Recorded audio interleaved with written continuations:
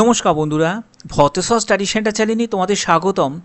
সরকার পরিবর্তনের সাথে সাথে আবার নতুন কিছু, যার মধ্যে আয়ুষ্মান ভারত। তোমরা জানো যে পশ্চিমবঙ্গে আয়ুষ্মান ভারত প্রকল্পে চালুর জন্য একটি বড় উদ্যোগ নেওয়া হয়েছে, যার মধ্যে তোমাদের আবেদন করতে গেলে অনলাইন মাধ্যমে তোমরা আবেদন করতে পারবে, এছাড়া তোমরা অফলাইন মাধ্যমেও আবেদন করতে পারবে। কিন্তু আবেদন করার আগে অবশ্যই তোমাদের জানতে হবে তোমরা এখানে এলিজিবল কি এলিজিবল নয়, ঠিক আছে? যার জন্য তোমরা অবশ্যই অনলাইনে তোমরা চেক করতে পারবে। আজকের ভিডিওর মাধ্যমে একদম স্টেপ বাই স্টেপ তোমাদের দেখানো হবে যে কিভাবে তোমরা চেক করবে যে তোমরা এলিজিবল কি এলিজিবল নয় আয়ুষ্মান ভারত প্রকল্পের জন্য। তো আয়ুষ্মান ভারতের আবেদন করতে গেলে তোমাদের যে স্টেপগুলো ফলো করতে হবে, আজকের স্টেপগুলো সম্পূর্ণ তোমাদের জন্য একদম স্টেপ বাই স্টেপ দেখানো হবে। তো চলো, তো দেখতে পাচ্ছ, তো দেখো, তোমরা যারা যারা আয়ুষ্মান কার্ডের জন্য অ্যাপ্লাই করবে তাদের 5টা স্টেপ এখানে ফলো করতে হবে। যে 5টা স্টেপের মধ্যে প্রথমে তোমাদের গুগল প্লে স্টোরে গিয়ে তোমাদের এই অ্যাপটাকে ডাউনলোড করতে হবে, আয়ুষ্মান অ্যাপ, যেখানে তোমাদের মোবাইল নাম্বার এবং ওটিপি দিয়ে ভেরিফাই করতে হবে। তারপরে হচ্ছে যে check your and family members eligibility, অর্থাৎ তোমার এবং তোমার ফ্যামিলি মেম্বারের এলিজিবিলিটি তুমি চেক করতে পারবে। সেই এলিজিবিলিটি একটা লিস্ট রয়েছে। তারপরে তোমাদের কেওয়াইসি করতে হবে, আধারের সঙ্গে তোমার মোবাইলের নাম্বারে যদি লিঙ্ক করা থাকে সেখানে তোমাদের একটি ওটিপি আসবে, ফেস অথেন্টিকেশন হবে, তারপরেই কিন্তু তোমরা ফাইনাল স্টেপে যেতে পারবে, যেখানে বলছে আফটার ভেরিফিকেশন প্রসেস কমপ্লিট হয়ে যাওয়ার পরেই তুমি আয়ুষ্মান কার্ড ডাউনলোড করতে পারবে, ঠিক আছে? তো এই স্টেপগুলো এক এক করে তোমাদের কাছে সুন্দরভাবে ডেসক্রাইব করব, ভিডিওটা শেষ পর্যন্ত দেখবে। ওকে, তো প্রথমে দেখো, আয়ুষ্মান ভারত প্রকল্পের জন্য সবাই কিন্তু আবেদন করতে পারবে না। তার আগে তোমাদের বলে দিই যে আবেদন করার জন্য যে প্রসেস, সেখানে হচ্ছে যে তোমাদের গুগল প্লে স্টোরে গিয়ে আয়ুষ্মান ভারত যে অ্যাপটা রয়েছে অথবা PMJAY মানে প্রধানমন্ত্রী জন আরোগ্য যোজনা যে অ্যাপটা রয়েছে সেটা তুমি ডাউনলোড করবে। করার পরে এরপরে দেখবে যে অ্যাম আই এলিজিবল, অর্থাৎ এরকম একটি অপশান তোমাদের কাছে শো করবে, সেখানে তোমাদের ক্লিক করতে হবে। এরপরে আধার নাম্বার দিয়ে তোমাদের যাচাই করতে হবে, সেখানেই তুমি চেক করে নিতে পারবে তোমরা এই সুবিধা পাবে কি পাবে না, ঠিক আছে? এছাড়া কমন সার্ভিস যে সেন্টার রয়েছে সেখানে গিয়েও কিন্তু তোমরা ম্যানুয়ালিভাবেও চেক করতে পারো, ঠিক আছে? তো এখানে অফলাইন মাধ্যমেও থাকবে, এছাড়া তোমাদের অনলাইন অ্যাপের মাধ্যমেও তোমরা আবেদন করতে পারবে। ওকে, আচ্ছা, তো পরবর্তী দেখো, তুমি যখন অ্যাপটাকে ওপেন করবে, এটা কিন্তু একটা সরকারি অ্যাপ, দেখতেই পাচ্ছ, ন্যাশনাল হেলথ অথরিটির তরফ থেকে কিন্তু অপারেট হয়, আর এরকমই একটি লোগো থাকবে।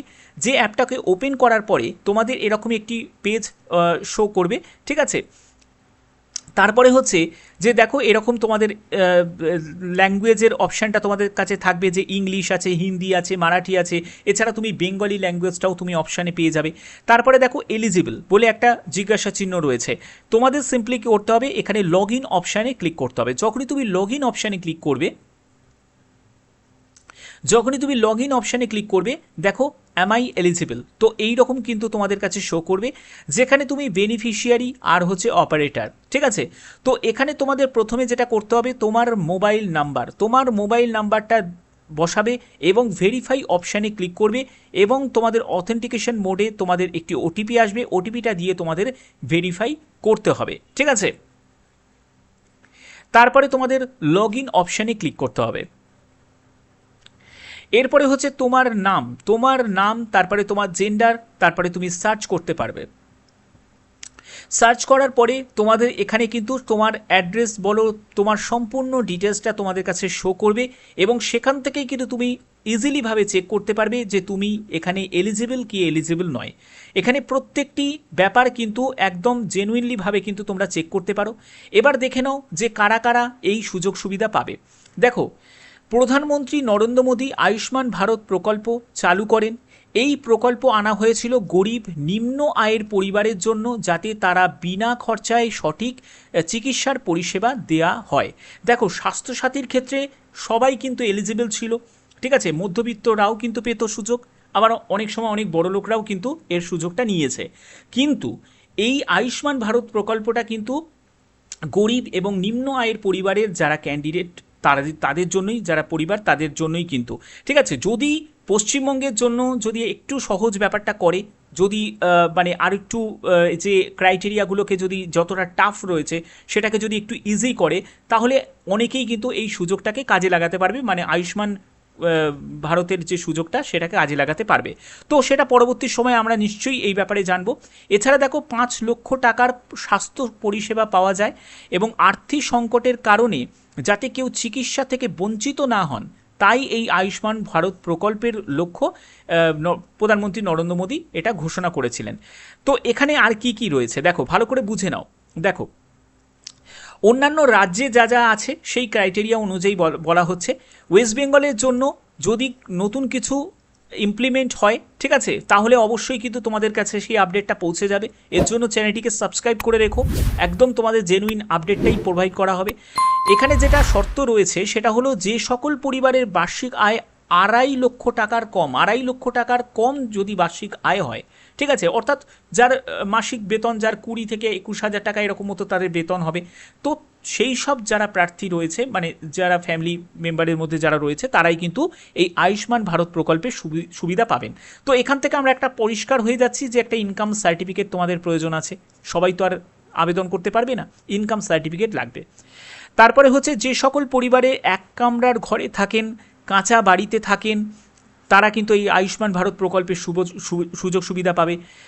তাছাড়া হচ্ছে SC ST যারা ক্যান্ডিডেট, তারাও কিন্তু এই প্রকল্পের অধীনে সুযোগ সুবিধা পাবে। এছাড়া হচ্ছে যারা 70 বছর বা তার ঊর্ধ্বে প্রবীণ নাগরিকরাই কিন্তু এই প্রকল্পের অধীনে স্বাস্থ্য পরিষেবা পান। এক্ষেত্রে আয়ের কোনো সীমা বেঁধে দেওয়া হয়নি, অর্থাৎ 70 বছর বা তার ঊর্ধ্বে যদি কোনো প্রবীণ নাগরিক থাকে, তাদের ক্ষেত্রে কিন্তু কোনো আয়ের সীমা বেঁধে দেওয়া হয়নি। ওকে, আচ্ছা, এবার দেখো যে কারা আয়ুষ্মান ভারতের সুবিধা পাবে না, এটা কিন্তু খুব ইম্পর্টেন্ট একটা জায়গা। যে সকল পরিবারের 2 চাকা 4 চাকার গাড়ি রয়েছে এবং মাছ ধরার নৌকা রয়েছে, যাদের আয় বার্ষিক 2.5 লক্ষ টাকার বেশি, তারা কিন্তু এই সুযোগ পাবে না। আবার বলছি, ওয়েস্ট বেঙ্গলের জন্য যদি কোনো নতুন কিছু ইমপ্লিমেন্ট যদি হয়, হয়তো এই যে কঠিন আইনটা রয়েছে, মানে যে নিয়মটা রয়েছে, সেই নিয়মটা যদি কিছু পরিবর্তন করে, একটু যদি কমিয়ে দেয়, ঠিক আছে, যে এত কড়াকড়ি না করে, তাহলে যদি কিছু রিল্যাক্সেশন করে, তাহলে হয়তো অনেক ক্যান্ডিডেট, অনেকেই কিন্তু আবেদন করতে পারবে, অনেকেই এই সুযোগটাকে নিতে পারবে। ওকে, হয়তো এই ব্যাপারে পরবর্তী সময় নিশ্চয়ই একটা বিচার বিবেচনা করা হবে। বিমা যোজনা, দেখো এখানে 5 লক্ষ টাকা পর্যন্ত চিকিৎসা পরিষেবা পাওয়ার পাশাপাশি নিখরচায় মিলবে বছরে 5 লক্ষ টাকা পর্যন্ত স্বাস্থ্য বিমা, ঠিক আছে। কারা এই সুযোগ পাবেন সেগুলো কিন্তু বলেই দিয়েছে কেন্দ্র তরফ থেকে, এটা জানানো হয়েছে 70 বছর বা তার বেশি বয়সী বিমার সুবিধা পাবেন, এবং স্বাস্থ্য বিমার ক্ষেত্রে কোনো ভেদাভেদ থাকবে না। তো এইসব ব্যাপারগুলো কিন্তু এখানে ক্লিয়ার করা রয়েছে। আমরা পরবর্তী চলে যাব এইটা, যে কি কি সুবিধা পাওয়া যায় এই বিমায়। দেখো কি কি সুবিধা পাওয়া যায় এই বিমায়, ঠিক আছে।